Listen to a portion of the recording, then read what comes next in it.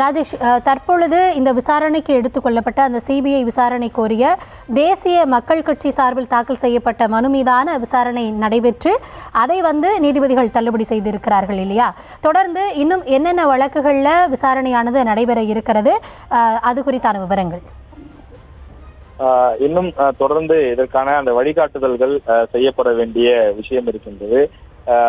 அது மட்டும் இல்லாமல் ஜாமீன் முன்ஜாமீன் சம்பந்தப்பட்ட விஷயம் இருக்கின்றது. அதாவது தமிழக வெற்றி கழகத்தினரை கைது செய்திருக்கிறார்கள், அவர்களை வெளியில் கொண்டு வர வேண்டிய தேவை இருக்கின்றது. அது மட்டும் இல்லாமல் தொடர்ந்து முன்ஜாமீன் கோரியும் இந்த வழக்கானது தாக்கல் செய்யப்பட்டிருக்கின்றது. எனவே முன்ஜாமீன் புஷி ஆனந்த் மற்றும் நிர்மல்குமார் ஆகியோர் மீதும் மற்ற சிலர் என்றும் குறிப்பிடப்பட்டிருக்கிறது. அந்த மற்ற சிலரில் யாருடைய பெயரை வேண்டுமானாலும் சேர்ப்பதற்கான வாய்ப்பு இருக்கிறது. எனவே இந்த வழக்கு சம்பந்தமாக யாரையும் கைது செய்யக்கூடாது, எனவே முன்ஜாமீன் வேண்டும் என்ற ஒரு கோரிக்கை வைக்கப்பட்டிருக்கிறது. எனவே அது சம்பந்தமான விசாரணை விரைவிலே எடுத்துக்கொள்ளப்பட்டு அது சம்பந்தமாக பேசப்படும் என்று எதிர்பார்க்கப்படுகிறது. தற்போது வரை 4 வெவ்வேறு மனுக்கள் விசாரணைக்காக எடுத்துக்கொள்ளப்பட்டு அந்த 4 மனுக்கள் மீதும் தீர்ப்புகள் வழங்கப்பட்டிருக்கிறது. தொடர்ந்து இன்றைய தினத்தில் கரூர் சம்பவத்தை அடுத்து அது தொடர்பான அந்த பொதுநல வழக்குகளும் தாவேக சார்பில் தாக்கல் செய்யப்பட்டிருக்கக்கூடிய அந்த மனுக்கள் மீதும் மதுரை கிளை உயர்நீதிமன்றம் தன்னுடைய விசாரணையை துவங்கி தொடர்ந்து நடத்தி கொண்டிருக்கிறது. முதலாவதாக 3 மனுக்கள் பொதுநல மனுக்கள் விசாரணைக்கு ஏற்றுக்கொள்ளப்பட்டது.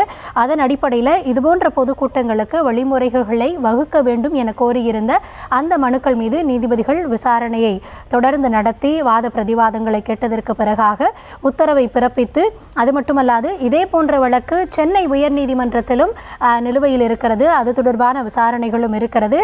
அதனால் அரசு தரப்புல என்ன உத்தரவாதம் அப்படின்னு கேட்கிறப்போ, அடுத்த வழிமுறைகளை வகுக்கும் வரைக்கும் தேசிய நெடுஞ்சாலைகள் மாநில நெடுஞ்சாலைகளில் அனுமதி இருக்காது அப்படின்னு அரசு தரப்புல இருந்து உத்தரவாதம் அளித்ததற்கு பிறகாக நீதிபதிகள் அரசு தரப்புல என்னென்ன செய்யப்பட வேண்டும் அப்படின்ற உத்தரவோட அந்த வழக்கை முடிச்சு வச்சாங்க. அதனைத் தொடர்ந்து இந்த இழப்பீடு கோரிய வழக்கை விசாரணைக்கு எடுத்துக்கொண்டு அந்த வழக்கின் மீது 2 வாரங்களில் அரசு தரப்பு பதிலளிக்கணும், 2 வாரங்களில் நீதிமன்றத்தில் அவங்க என்ன நடைமுறை அப்படின்றத சொல்லணும் அப்படின்னு சொல்லி அதில் உத்தரவு பிறப்பித்திருந்தாங்க. அதனைத் தொடர்ந்து தான் தற்பொழுது அடுத்த கட்டமாக மற்றொரு வழக்கு, அதாவது சிபிஐ விசாரணை கோரி தேசிய மக்கள் கட்சி சார்பில் தாக்கல் செய்யப்பட்ட அந்த மனு மீதான விசாரணை நடைபெற்ற நிலையில், அதாவது நீதிமன்றத்தை அரசியல் களமாக்காதீர்கள், வேணும்னா பாதிக்கப்பட்டவங்க சிபிஐ விசாரணை கோரி நீதிமன்றத்தை அணுகட்டும் அப்படின்னு சொல்லி அந்த வழக்கையும் நீதிபதிகள் அந்த மனுவை தள்ளுபடி செய்திருக்கிறார்கள். தொடர்ந்து இன்னும் பிற பொதுநல வழக்குகளும், அது மட்டுமல்லாது தாவேக தரப்பிலிருந்து அந்த ஜாமீன் முன்ஜாமீன் அது குறித்தான மனுக்களும் கூட இன்னும் விசாரணைக்கு காத்திருக்கிறது. ஏற்கனவே தாவேக கட்சி நிர்வாகிகள் கைது செய்யப்பட்டிருக்கிறார்கள். சில பேரை கைது செய்வதற்காக தனிப்படைகள் அமைக்கப்பட்டிருக்கிறது. தொடர்ந்து தீவிரமாக தேடி வருகிறார்கள். இந்த நிலையில் அவங்களுக்கு இன்றைக்கு முன்ஜாமீன் கிடைக்குமா அப்படின்ற ஒரு எதிர்பார்ப்பும் நிலவி கொண்டிருக்கிறது. தொடர்ந்து எம்முடைய செய்தியாளர் ராஜேஷ் அங்கே நீதிமன்றத்தில் என்ன நடக்குது, என்ன வாத பிரதிவாதங்கள் அப்படின்றத நம்ம கிட்ட தொடர்ந்து பகிர்ந்து கொண்டு வருகிறார். ராஜேஷ், இதனை அடுத்து தற்பொழுது அங்கே நீதிமன்றத்தில் என்ன நடக்குது, அது தொடர்பான விவரங்களை வழங்கலாம். மேற்கொண்டு மற்றொரு தீர்ப்பும் வழங்கப்பட்டிருக்கின்றது. அதாவது ஓய்வு பெற்ற நீதியரசர் அருணா ஜெகதீசன் தலைமையில 1 நபர் விசாரணை ஆணையம் தமிழ்நாடு அரசு உத்தரவு பிறப்பித்திருந்தது. எனவே அருணா ஜெகதீசன் அவர்கள் நேரடியாக சம்பவ இடத்திற்கு சென்று அங்கு பாதிக்கப்பட்ட மக்களையும் நேரில் பார்த்த மக்களையும் அழைத்து விசாரணை மேற்கொண்டார். அவ்வாறு அவர் விசாரணை மேற்கொண்ட போது அவருக்கு அருகிலே ஒரு போலீசார் நின்று கொண்டு அதனை தடுக்கின்றார் என்று ஒரு குற்றச்சாட்டு முன்வைக்கப்பட்டது. எனவே இந்த விவகாரத்திலே ஒரு நடுநிலைத்தன்மையே இல்லை என்று ஒரு மனுதாரர் தெரிவித்திருந்தார். எனவே அது தொடர்பாக நீதிபதி தற்போது தெரிவித்திருக்கின்றார், ஒருவர் தவறு செய்கிறார் என்பதற்காக மொத்த ஆணையத்தையும் குறை சொல்ல முடியாது. நடந்தது மிகவும் ஒரு துயரமான நிகழ்வு. எனவே இப்படிப்பட்ட ஒரு நிகழ்வு நடைபெற்றிருக்கக்கூடிய சூழ்நிலையிலே அங்கு வேண்டுமென்றே இது போன்று நடவடிக்கைகளை தடுக்க வேண்டும் என்று யாரும் நினைக்க மாட்டார்கள். அதனால் அந்த மனுவை நான் தள்ளுபடி செய்கிறேன் என்று அந்த மனுவையும் தள்ளுபடி செய்திருக்கிறார். 2வது மனு தள்ளுபடி செய்யப்பட்டிருக்கிறது. அதாவது சிபிஐக்கு மாற்ற வேண்டும் என்ற மனு தள்ளுபடி செய்யப்பட்டது. ஓய்வு பெற்ற நீதியரசர் அருணா ஜெகதீசன் தலைமையிலான அந்த ஆணையம் அதையும் தடை செய்ய வேண்டும், அதனை ஏற்றுக்கொள்ள முடியாது என்ற ரீதியிலே மனு தாக்கல் செய்யப்பட்ட நிலையில் அதனையும் அந்த மனுவையும் தள்ளுபடி செய்திருக்கிறார். நீதிபதி மொத்தம் 2 மனுக்களை தள்ளுபடி செய்து தற்போது உத்தரவிட்டிருக்கின்றார். மேலும் சிபிஐ விசாரணைக்கு மாற்ற வேண்டும் என்று பல்வேறு தரப்பினரும், ஒரு நபர் இல்லாமல் பல்வேறு தரப்பினரும் அந்த மனுவை தாக்கல் செய்திருந்தார்கள். அனைத்து மனுக்களுக்கும் இதே பதிலையே கூறி அது சம்பந்தமாக தாக்கல் செய்யப்பட்ட அனைத்து மனுக்களையும் தள்ளுபடி செய்வதாக நீதிபதி உத்தரவிட்டிருக்கிறார். எனவே யாரெல்லாம் சிபிஐ விசாரணைக்கு மாற்ற வேண்டும் என்று தனிநபர்கள், அதாவது சமூக ஆர்வலர்கள், அரசியல் கட்சிகள் தாக்கல் செய்திருந்தார்களோ அனைத்து மனுக்களையும் தள்ளுபடி செய்து தற்போது நீதிபதி உத்தரவிட்டிருக்கிறார்.